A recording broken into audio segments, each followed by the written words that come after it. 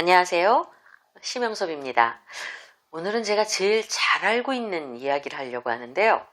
바로 심리학과 진로에 관한 현실적인 가이드를 말씀드리려고 합니다. 심리학은 뭐 다 아시다시피 일단 인간의 행동을, 마음을 이해하려고 하는 학문이죠.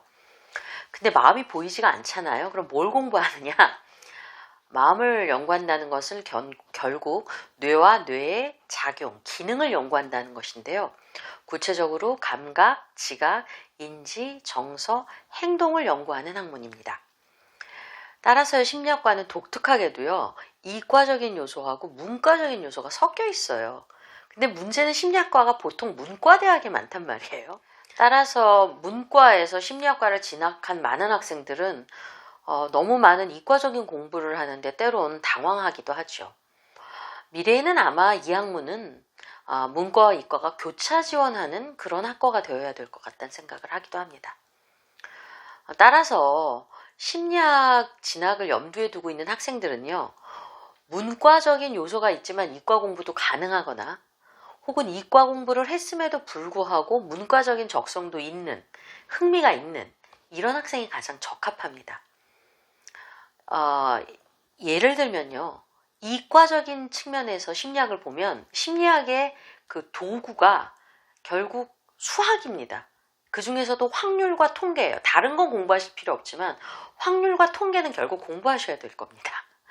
이유는 이게 심리학이 과학이기 때문에 이러한 여러 가지 마음의 양태들을 측정하고 계산하고 또 통계적으로 검증을 하기 때문에 확률과 통계 지식이 상당히 깊이 있게 필요합니다. 또 반면 임상이나 상담을 만약에 전공을 하신다 하면 후에 결국은 심리학은 사람을 상대하는 직업을 할 수밖에 없습니다. 그렇겠죠. 마음이나 사람을 연구했으니까요. 그래서 언어적 표현력이나 인문학적인 통찰력이 때로 되게 중요할 때가 있어요. 그렇기 때문에 심리학은 이과와 문과적인 특성이 필요합니다. 그런데 다행인 건 아주 창의적일 필요는 없고 일단은 분석력이 있는 것이 훨씬 중요한 것 같습니다. 적성으로요. 심리학은요, 이제 들어가시면 기초심리학과 응용심리학을 공부하실 것 같습니다. 기초심리학은 뭐 인지, 생리, 사회, 성격, 통계 이런 분야로 이루어져 있습니다. 발달. 응용심리학은 임상, 상담, 산업심리학 이런 것들로 이루어져 있죠. 심리학과 전공을 하게 되면 몇 가지 선택지가 있습니다. 첫째, 학부 졸업 후 취업을 원하시는 분. 굉장히 좋습니다. 다양한 취업의 기회가 있습니다. 언론 분야도 있고 연수도 가능하고 또 뇌과학적 분야도 있고 아니면은 또 일반적인 세일즈도 가능하고, 즉 심리학을 응용하는 분야가 굉장히 다양한 예술 분야도 가능하고요. 그래서 학부 전공 후에 다양한 취업이 가능하십니다. 단 심리학 전문가가 되시기는 힘들 것 같습니다. 그 다음에 학부 전공 후에 상담가나 임상가나 심리학 전공을 활용해서 무언가 전문적인 직업을 가지시려는 분들이 있을 겁니다. 이 경우에는 오래 공부하셔야 됩니다. 아마도 거의 박사까지 하는데 다른 학문도 비슷하죠. 한 10년은 걸릴 것 같습니다. 이 경우에는 자격증을 바탕으로 해서 안정적인 어떤 전문적인 직업인이 될 수 있는 장점이 있습니다. 다만 인문학과 중에서 커트라인이 제일 높아요. 그래서 어떻게 하냐면 되냐면요, 대학보다 학과 중심으로 진학하십시오. 즉 법과대학과 비슷하게 무슨 대학을 졸업하던 변호사가 되면 일을 할 수 있죠. 똑같습니다. 만약에 여러분이 범주심리학자가 되던 임상심리학자가 되던 상담심리학자가 되던 이게 다 국가자격증이나 공신력이 있는 자격증이거든요. 그래서 이걸 따시면 어느 대학에 상관없이 그 분야의 전문가로 활동을 하실 수가 있어요. 따라서 여러분이 만약에 공부를 좀 오래 해서 거의 그러니까 거의 6년 정도가 기본이에요. 석사는 졸업하셔야 심리학 전공을 살려서 전문가가 되시거든요. 이럴 때는 자격증을 따면 되니까 어느 대학에 상관없이 일단 심리학과를 먼저 생각을 하시고요.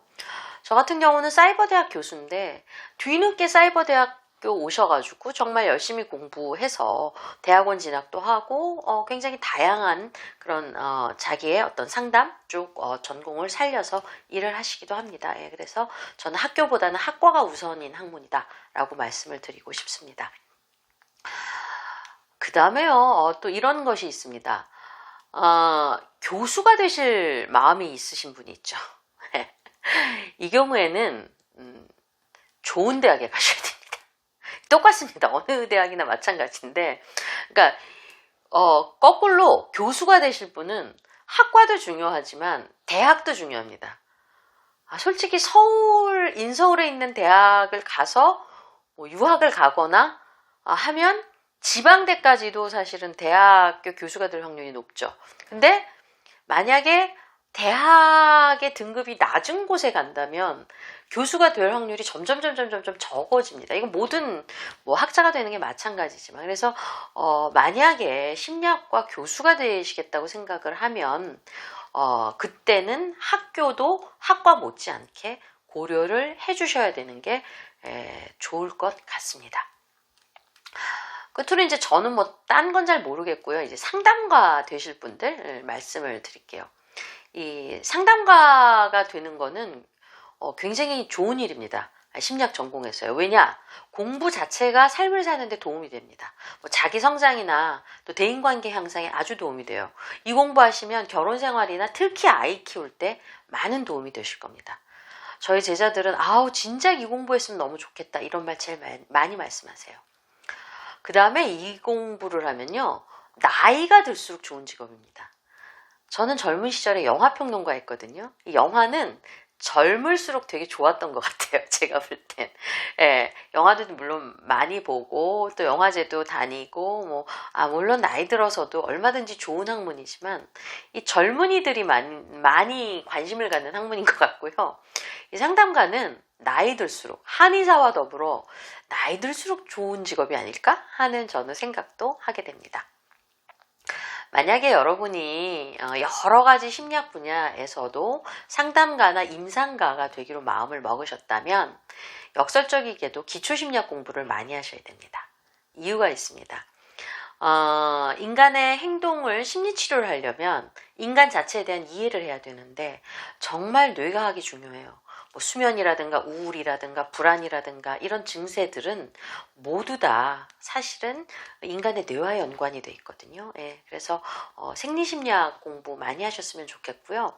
저 같은 경우에는 생명공학과를 나와서 다시 이제 심리학과부터 공부를 했는데 이게 아주 도움이 많이 됐습니다. 그러니까 여러분이 비록 다른 과에 가셔도 저는 심리학과 공부하는데 되게 도움이 될 것 같고, 특히 뇌과학이나 생명공학을 하는 것도 아주 좋은 선택이라고 저는 봅니다. 그러니까 이 이후에 그러니까 심리학을 하는 것이죠.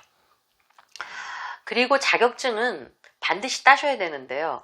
임상과 상담 분야 자격증을 둘 다 따면 정말 상담가로서 완전체가 됩니다. 이유는 상담소를 찾아오는 그 내담자들은 자기가 어떤 증세나 증상이 있는지 잘 모릅니다.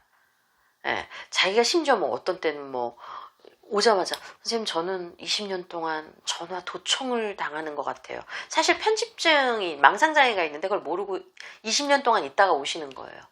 이런 부분은 일단 약물 치료를 해야 되잖아요. 그러니까 적어도 자기가 어떤 내담자를 만났을 때 이 사람을 정신과 의사 선생님에게 리퍼해야 된다, 전원해야 된다, 맡겨야 된다, 약물치료 해야 된다 정도는 판단이 가능한 정도의 임상심리학 지식은 있으셔야 됩니다. 그리고 심리치료를 하실 증상을 없애려면 임상적 지식이 굉장히 중요해요. 그래서 그렇습니다.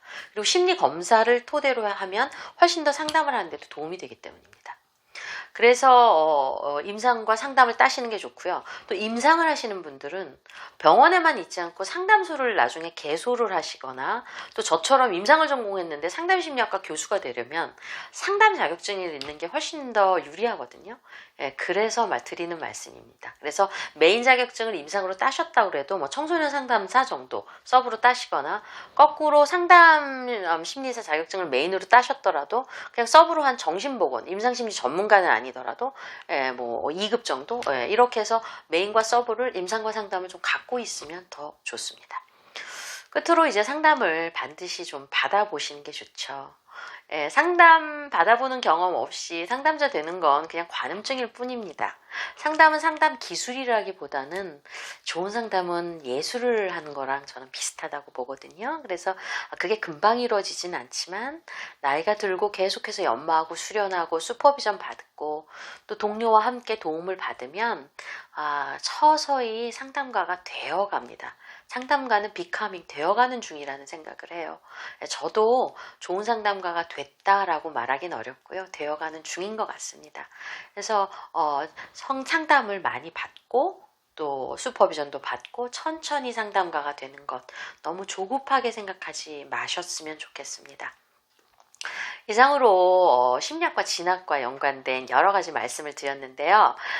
지금 뭐 고등학생인 분들 언제 그러면 상담가가 돼? 너무 어렵다. 이거 너무 길다. 이렇게 생각하시죠? 아닙니다. 상담하시면서 틈틈이 아르바이트로 심리검사도 하실 수도 있고요. 또 상담 자원봉사도 하시고요. 또 뭐 여러 가지 뭐 일들을 하시면서 부가적인 일들이죠. 하시면서 이렇게 심리학을 점점 어떻게 보면 생업으로 전념하실 수 있게 돼요. 그래서 이 학문을 사람을 이해하고 사람을 대하는 이 학문을 좋아하신다면 저는 꼭 심리학자 혹은 또 심리 상담가, 임상가 되시는 거 도전해 보셨으면 좋겠습니다. 왜냐고요? 심리학은요 아주 재미있는 학문이랍니다.